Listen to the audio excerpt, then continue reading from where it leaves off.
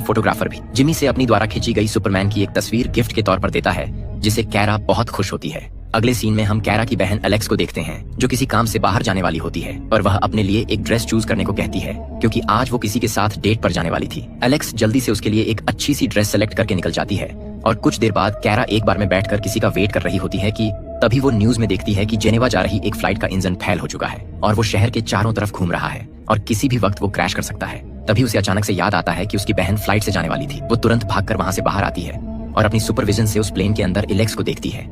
वो उस प्लेन को बचाने के लिए उड़कर उसके पास पहुंचती है और वो पूरे प्लेन को उठाकर किसी तरह सही सलामत एक नदी में लैंड करवा देती है। एलेक्स उसे ऐसा करते हुए देख लेती है और वो घर आकर कैरा से कहती है कि उसे ऐसा नहीं करना चाहिए था, उसे अपनी पहचान छुपाकर रखनी चाहिए थी।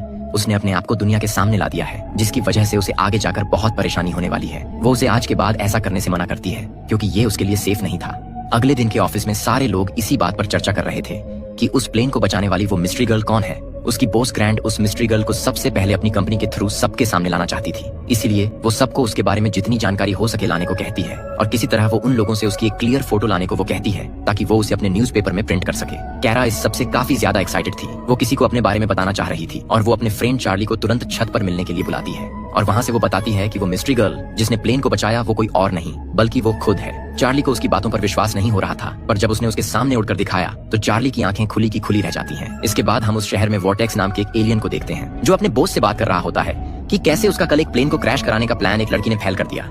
उसके बॉस को पता चल जाता है कि वो लड़की एलुरा की डॉटर कैरा है। वो उसे किसी भी तरह कैरा को खत्म करने का ऑर्डर देता है। इधर कैरा चार्ली के साथ मिलकर अपने लिए परफेक्ट ड्रेस बनाने की कोशिश कर रही थी और इसके बाद वो एक जगह पर लगे आग को बुझाने और लोगों को बचाने के लिए जा रही होती है, पर तभी अचानक से उसे किसी चीज से सूट करके नीचे गिरा दिया जाता है और फिर बहुत से लोग आकर उसे वहाँ से ले जाते हैं। कैरा की जब वहाँ खुलती है तो वो अपने आप को किसी चीज से बंधे हुए पाती है